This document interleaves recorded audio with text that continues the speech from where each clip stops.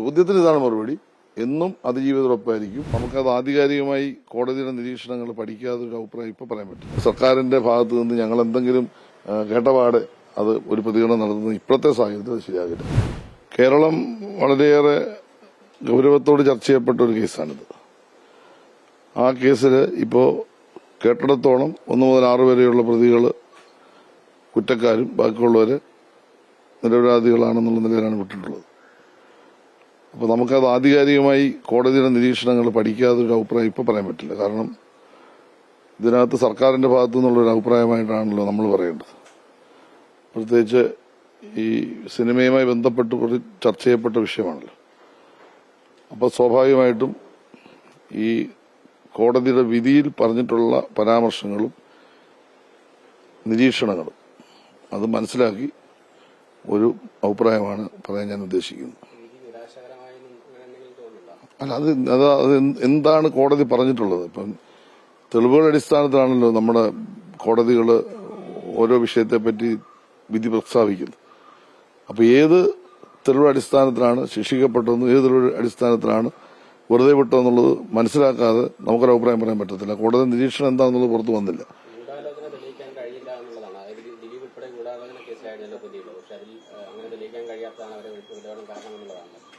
അതാണ് കോടതി പറഞ്ഞിട്ടുള്ളത്. അതാണ് ഞാൻ പറഞ്ഞത്. അതിലെന്തെങ്കിലും നിരീക്ഷണം കാണും.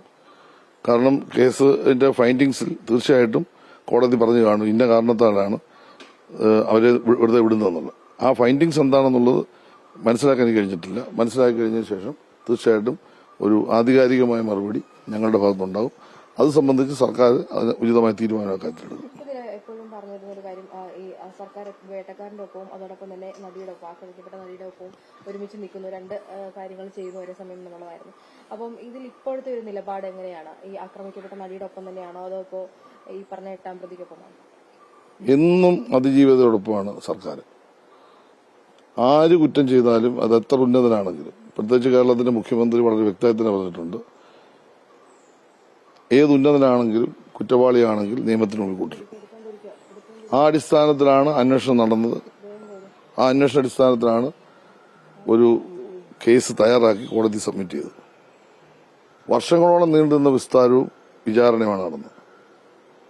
അതിന്റെ അടിസ്ഥാനത്തിൽ ബഹുമാനപ്പെട്ട കോടതി ഇപ്പോൾ ഫൈൻഡിങ്സ് നടത്തിയിരിക്കുന്നു.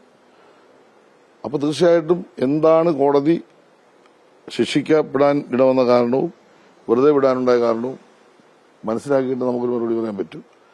ചോദ്യത്തിന് ഇതാണ് മറുപടി. എന്നും അതിജീവിതരൊപ്പമായിരിക്കും. ഒരിക്കലും ഇത്തരം സംഭവങ്ങൾ ആവർത്തിക്കാൻ പാടില്ല. അത്തരം സംഭവങ്ങൾ ആവർത്തിക്കാതിരിക്കാനുള്ള കർശനമായ നിയമ നടപടികളാണ് സർക്കാർ സ്വീകരിക്കുന്നത്. സർക്കാരിന് ആ കാര്യത്തിൽ വ്യത്യസ്തമായ നിലപാടുമില്ല. ഇപ്പോഴും ആ സ്റ്റാൻഡിൽ നമ്മൾ ഉറച്ചിരിക്കുകയാണ്. അല്ല, അത് നമ്മളിപ്പം അതാ ഞാൻ പറഞ്ഞത്, നിരീക്ഷണങ്ങൾ എന്താണെന്നുള്ള തെളിവ്, ഏതൊക്കെ തെളിവ് ആണ് കോടതി ഇതിൽ കണ്ടിട്ടുള്ളത്, അല്ലെ എന്താണ് തെളിവിന്റെ ഭാഗമായി വന്നിട്ടുള്ള കുറവ്, ആ ഭാഗങ്ങൾ മനസ്സിലാക്കിയിട്ട് മാത്രമാണ് ഒരു തീരുമാനം നമുക്ക് എടുക്കാവുന്നത്.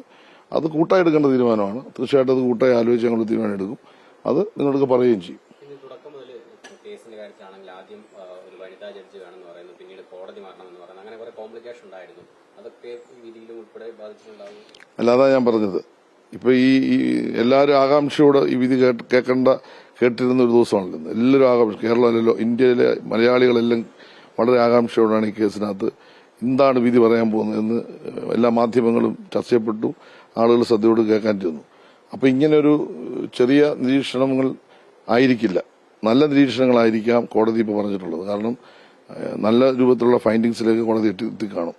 എങ്കിലും ആധികാരികമായിട്ട് ഇങ്ങനൊരു കേസിനകത്ത്, ഒരു സെൻസിറ്റീവായിട്ടുള്ളൊരു സെൻസേഷണൽ ആയിട്ടുള്ള കേസിനകത്ത് ഒരു നടപടി അല്ലെങ്കിൽ ഒരു തീരുമാനം കോടതി എടുത്തിട്ടുള്ളത്. അപ്പൊ അത് എന്താണ് കോടതി അത്തരത്തിൽ അതിനകത്ത് കണ്ടെത്തിയിട്ടുള്ള ഫൈൻഡിങ്സ്, അത് പഠിച്ച് മനസ്സിലാക്കി ഒരു അഭിപ്രായ പ്രകടനം നടത്തുന്നതായിരിക്കും എപ്പോഴും നല്ലത്.